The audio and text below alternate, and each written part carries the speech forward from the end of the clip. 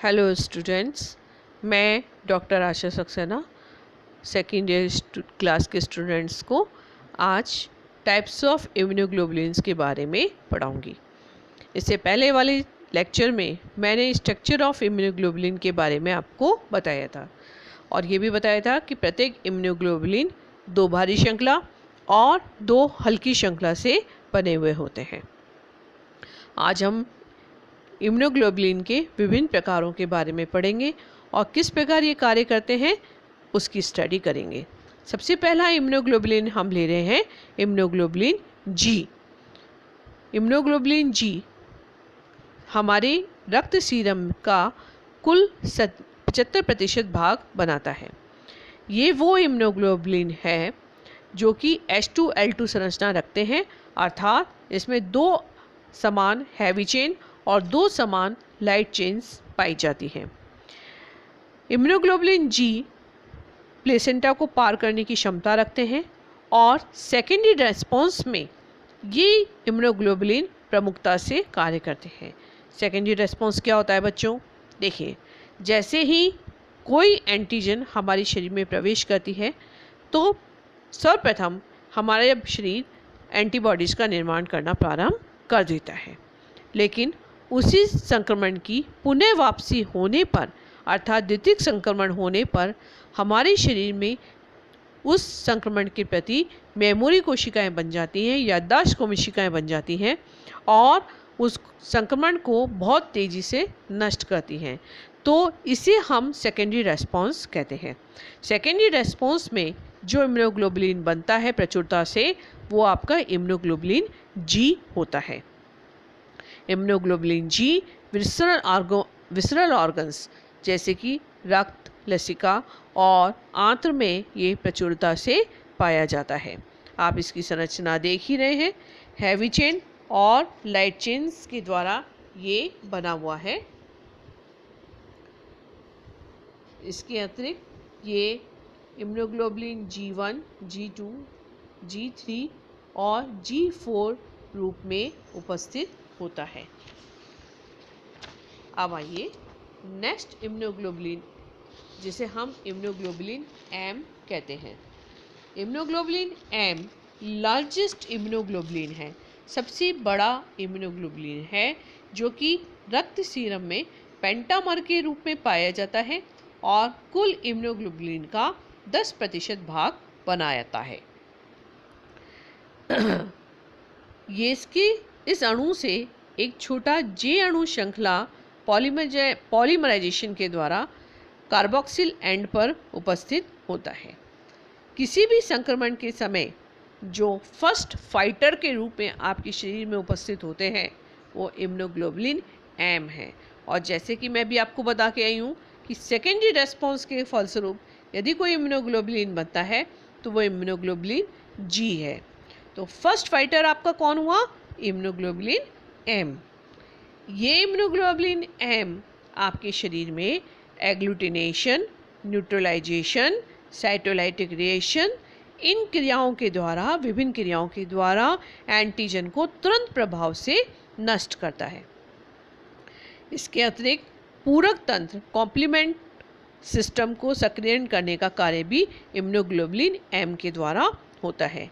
ये सभी क्रियाएं एग्लूटिनेशन, न्यूट्रलाइजेशन, साइटोलाइटिक रिएक्शन, जब हम एंटीजन एंटीबॉडी रिएक्शन पढ़ेंगे तब हम उसको वहाँ पर विस्तार से पढ़ेंगे।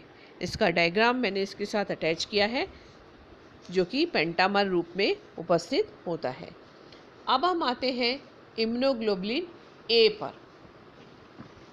देखिए बच्चों, इम्यूनोग्लोबुलिन A लिम्फोइड ऑर्गन्स जितने भी हमारी बॉडी में होते हैं उनकी म्यूकस मेम्ब्रेन से स्रावित होता है और हमारी बॉडी के जितने सिक्रीशंस हैं जैसे कि सलाइवा, आंसू, नेजल चैम्बर में पाए जाने वाला फ्लूइड, लंग सिक्रीशन, स्टोमक और इंटेस्टाइन के सिक्रीशन और सबसे बड़ी बात नवदुग्ध यानी कि कोलोस्ट्रम में इम्यूनोग्लोबुलिन A की बहुत प्रचुर मात्रा पाई जाती है।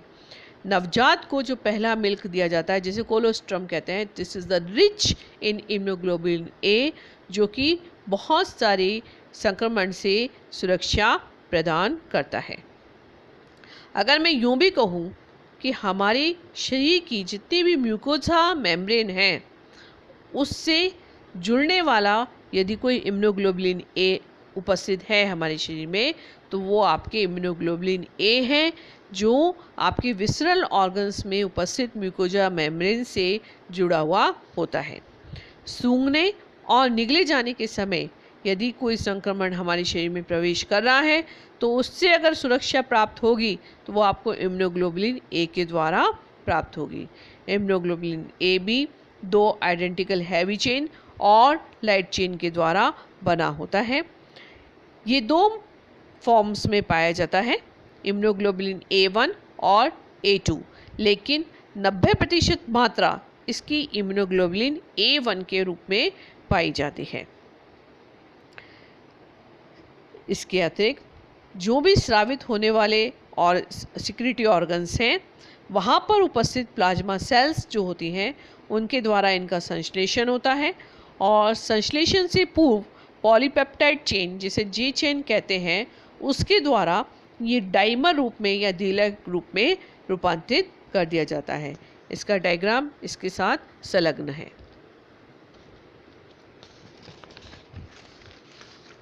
अब हम आते हैं इम्यूनोग्लोबुलिन ई पर। इम्यूनोग्लोबुलिन ई केवल स्तनियों में पाया जाता है। ये भी प्लाज्मा सेल्स के द्वारा संश्लेषित किया जाता है। इसकी एक सामान्य व्यक्ति में इसकी मात्रा 0.05 तक ही उपस्थित होती है, यानी कि बहुत कम मात्रा में पाया जाता है। इम्यूनोग्लोबुलिन ई बेसोफिल और मास्ट सेल से जुड़कर एलर्जिक क्रियाएं संपन्न करता है। बच्चों, बेसोफिल्स क्या होती हैं?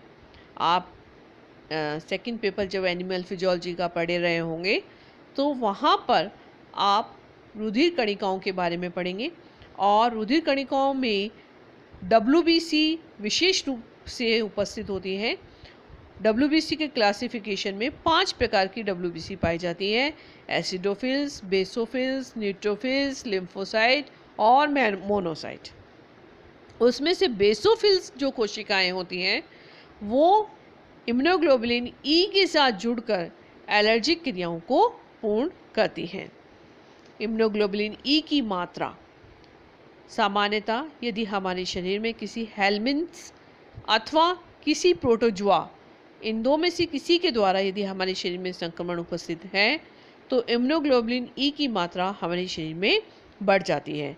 फॉर उदाहरण के तौर पे यदि सिस्टिसोमा मेंसोनाई या फेसियोला हिपेटिका अथवा प्रोटोजोन्स में यदि प्लाज्मोडियम फॉल्सिफेरम के द्वारा यदि हमारे शरीर में संक्रमण है तो हमारे रक्त सीरम में इम्यूनोग्लोबुलिन ई का स्तर बढ़ा हुआ होगा।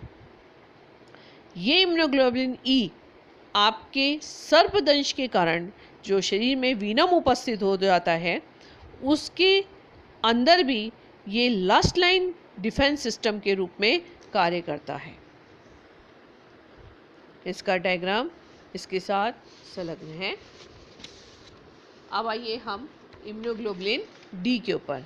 ये भी सीरम में अल्प मात्रा में उपस्थित होता है और इसकी लॉन्ग हैवी चेन्स और लाइट चेन्स के बीच में एक बड़ा हिंज रीजन पाया जाता है।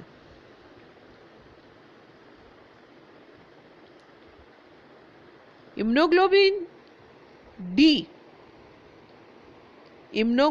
डी बी लिम्फोसाइट्स जब इम्यूनोग्लोबुलिन EM और इम्यूनोग्लोबुलिन डी के साथ एंटीजन के संपर्क में आती हैं तो एंटीजन को पूर्णतः अपने अंदर ले लेती हैं और एंटीजन को सहायक टी लिम्फोसाइट्स को दे देती हैं, टी हेल्पर सेल्स को दे देती हैं।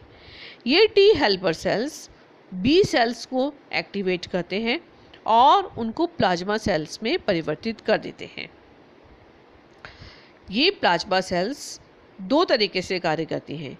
एक तो ये मेमोरी सेल्स में या याददाश्त कोशिकाओं में परिवर्तित हो जाती हैं और दूसरा उसी समय ये एंटीबॉडीज़ का निर्माण कर देती हैं और इस प्रकार ह्यूमरल इम्यून रिस्पॉन्स द्वारा एंटीजन को नष्ट करती हैं। तो इम्यूनोग्लोबुलिन डी का मुख्य कार्य ये देखा गया है कि ये एंटीजन को बी सेल्स के पास लाने का कार्य करते हैं और जब इम्यूनोग्लोबुलिन एम के साथ संपर्क में होते हैं तो इनकी क्रियाविधि बहुत अधिक बढ़ जाती है। इस प्रकार पांचों प्रकार के इम्यूनोग्लोबुलिन्स हमारे शरीर को विभिन्न प्रकार की एंटीजन से सुरक्षा प्रदान करते हैं। धन्यवाद।